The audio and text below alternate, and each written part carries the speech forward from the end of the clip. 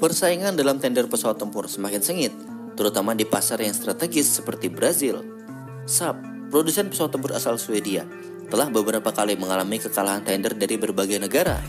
Namun keberhasilannya menjual Gripen ke Brazil menjadi salah satu pencapaian besar perusahaan ini.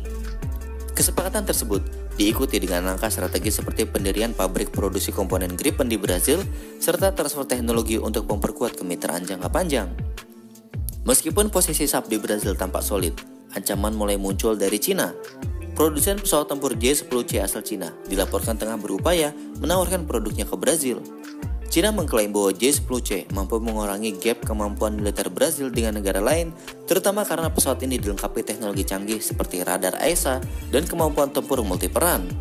Selain itu, tawaran dari Cina juga diperkuat dengan pendekatan politik melalui kedekatan antara kedua negara sebagai anggota BRICS, sebuah blok ekonomi yang semakin solid dalam beberapa tahun terakhir. Tawaran dari Cina ini jelas menjadi ancaman serius bagi Saab. Jika Brazil mempertimbangkan akuisisi J-10C, langkah tersebut dapat mengubah peta persaingan dan merugikan posisi Saab yang telah menginvestasikan banyak sumber daya di negara tersebut.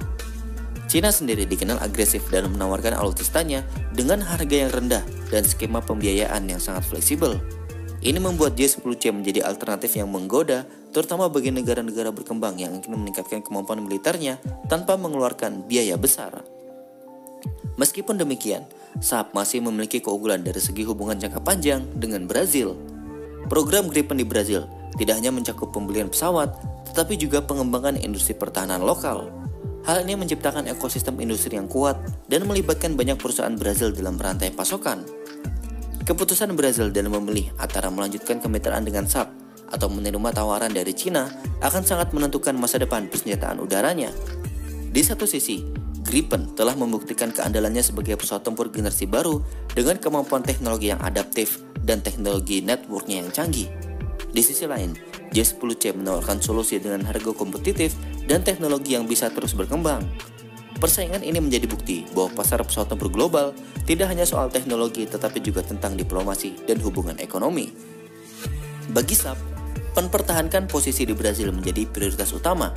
Langkah proaktif diperlukan untuk meyakinkan Brazil bahwa kemitraan jangka panjang lebih menguntungkan dibandingkan beralih ke opsi baru. Penekanan pada transfer teknologi lanjutan, peningkatan kemampuan Gripen, dan dukungan industri lokal harus terus diperkuat.